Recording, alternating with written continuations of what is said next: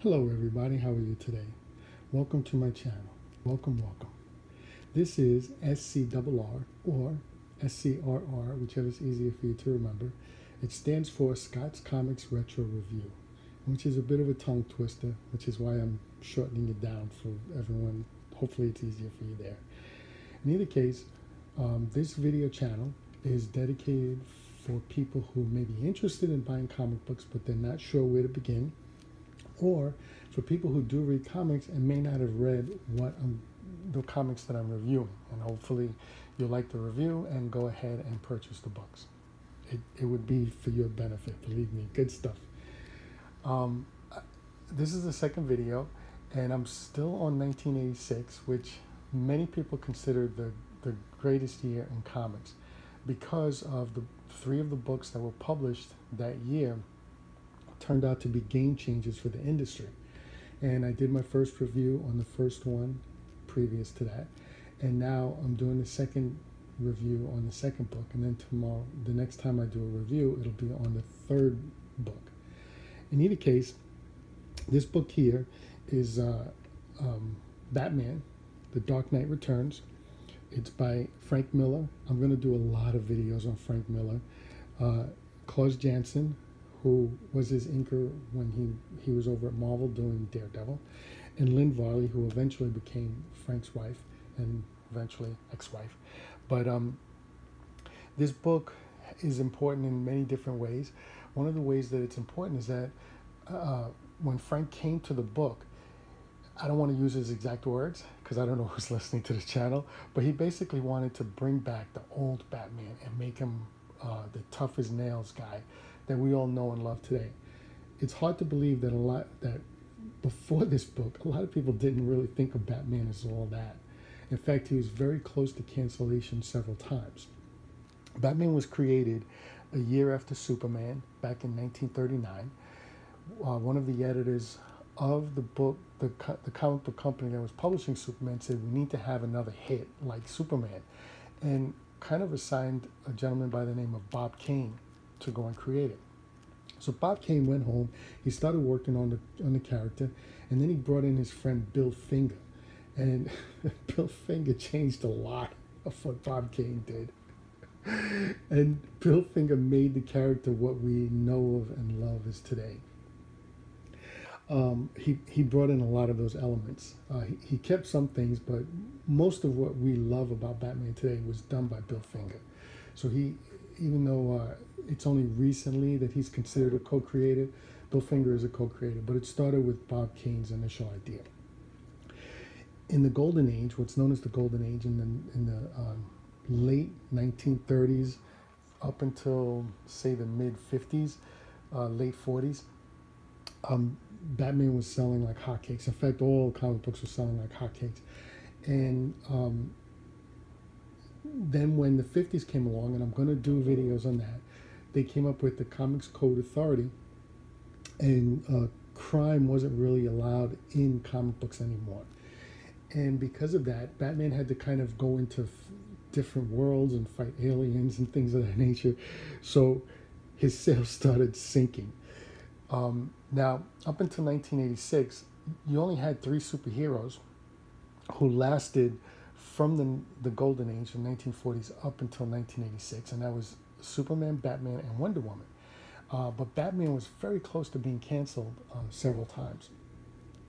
What saved Batman was in the mid to late 60s, you had a TV show with Adam West, and it was basically high camp. They took some of the comic books from the early 60s and late 50s, and they kind of incorporated it into the TV show. And it made like a mockery of superheroes and everything. It was very funny. It was wildly successful. But that show entered into the collective conscious of everybody. So as a result of that, Batman books actually started selling. And then the fad ended pretty quickly, and the sales started slumping again. Along came a guy by the name of Neil Adams, and I'm going to do plenty of videos on Neil Adams, but he kind of brought Batman back to that creature of the night. He wasn't alone, but he's like the vanguard, the leader of the pack, I guess, is the best way to put it. But he kind of brought Batman back to the creature of the night area. Sorry, I just hit the camera. Also, there was a run in the early 70s by Steve Englehart and Marshall Rogers, and I'm going to do a video on that too, which also was a phenomenal run on Batman. And these kind of tied Batman over so he wouldn't be canceled. And up until this point, you know, Frank Miller came along and he said, I'm going to go ahead and bring Batman back to his glory days. Here, by the way, is a picture of Frank Miller as he was in 1986.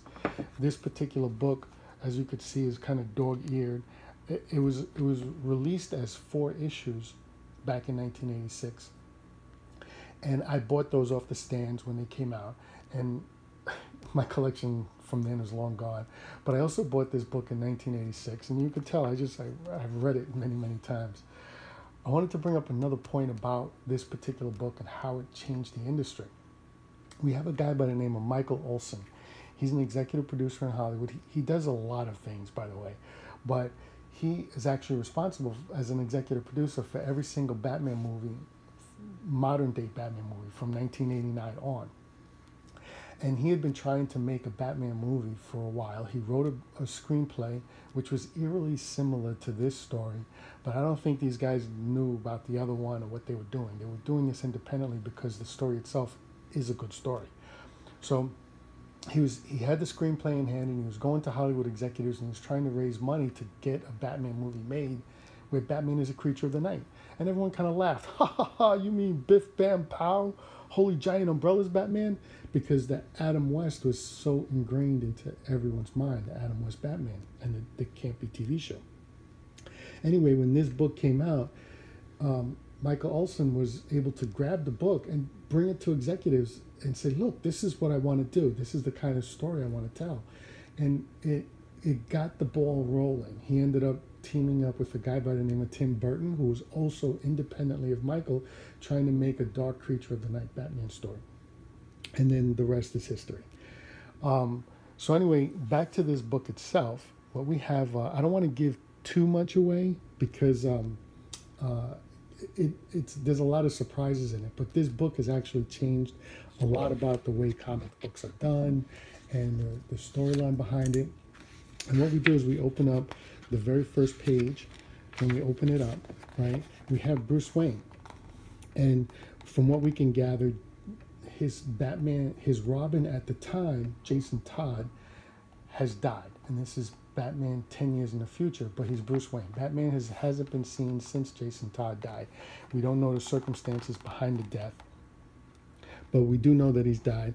And Bruce Wayne actually wants to die. He actually says this would have been, you know, he's speed racing in a car and he crashes and he says this would have been a good death. And that's our introduction to where Bruce Wayne is standing at the opening of the movie. Opening of the story. And then we have Frank Miller used this, he had this brilliant idea to use the newscasters talking to the audience, which to my knowledge hadn't really been done like this before. I mean, we've had newscasters before in the past, but it hadn't actually been done like this before. And it began to be ripped off by almost everybody after this, including myself. When I did my own self-published comic, I used the same technique. It's a way to get a lot across in the storyline. Anyway, again, I don't want to open up too much, but we have Bruce Wayne walking down the street, and he explains a little bit about how the criminal element has changed since he's stopped being Batman. They've gone, it's like the children of the criminals. And there's been no discipline whatsoever, and they're just like worse. The morals have sunk real low. That's the way he describes it, or it's pretty close to it. And again, I don't want to give too much away. I also don't want to get a copyright strike. But along the way, we see that there's a storm coming. There's rumbling in the clouds, and back then, it's hard to imagine today how this storm is portrayed visually. But this just wasn't done before. Back then, it was, they basically took 4 colors and they mixed and matched them several different ways to get different colors out of it. But this is like the beginning of the new wave of the way colorists started coloring. And Lynn Varley was one of the best. I don't know what she's doing now. So I don't know what her colors look like now. I haven't seen them in a while. but she was phenomenal back then. I'm sure she still is. I just don't know. Anyway, Batman eventually comes back. I don't want to reveal how and why, the circumstances behind it, but look at how beautiful that is. Frank Miller was firing on all cylinders. Klaus Janson doing the inking was phenomenal. And then, of course, Lynn Varley's colors. And I don't want to reveal too much, but Batman comes out and he is bad. A lot of this stuff that Frank Miller has incorporated has been used in, like I've seen Batman jump on the hood of a car before and block the people who were watching it. But once Frank Miller did it, it was like everybody started doing it over and over and over again. Again, I don't want to reveal too much, so I'm going to kind of skip back a little bit, and I wanted to show you all that Batman does get a new Robin, and it's the first female Robin that we know of at this point, because Jason Todd died and then he retired. So up until this point, this is the first time we'd seen a female Robin. And again, look at that. There's a lot of beautiful, iconic images that Frank Miller has incorporated into his storyline. We also have, from my memory, the first real fight with Superman and Batman. Before this, they were kind of like pals. This is the first time they ever really fought. And this may look familiar if you've seen the recent movie. Oh, and, you know, there's the fight. You know, I don't want to give too much away about it. But I did want to tell you that this was kind of like the first time we'd seen them fight. I'm of the opinion that as much as I love Batman, that he can't beat Superman without kryptonite. Some people will argue with me on that, which is fine. We're all allowed to have our own opinions. But this book here changed a lot of things, and a lot of people have since then, like, taken what Frank has done. And listen, it's not like everything Frank has done in here has been original, but it's the first time he tied it all together the way he did to bring back this tough as nails Batman that we currently see running around today. So anyway, I hope you liked the video. If you did like the video, please like, subscribe. Next to the subscribe button is a little bell. Hit that bell button so you get all of my videos. You get a notification when I send it. Share the video. Let everyone know about it. If you know somebody who wants to read comics, who doesn't know where to begin, they can start with my channel. Also, anyone who hasn't read, if you know of anyone, send them, share with them. Also, you can make some comments down below. Let me know what you think. Let me know what you think about the video. Let me know what you think about Batman, the Batman movies, all that good stuff. I'd be very interested to hear. Also down below, I have links provided.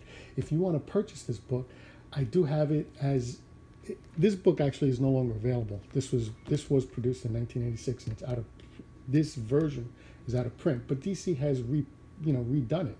So it's actually, whatever mistakes they've made, they've actually improved upon it.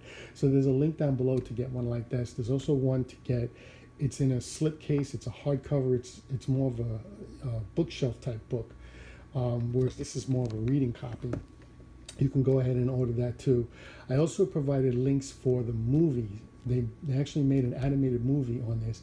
They did it in Blu-ray and they did it in regular HD, so you can get both of those. I have the links down below. Also, I have links down below for Michael Ulsan's book. If you want to read it, I think it's a fascinating read. So anyway, I hope you really like this. This is SCRR, or Scott's Comics Retro Review, or SCRR, if you want to remember it. And thank you very much. Have a great day.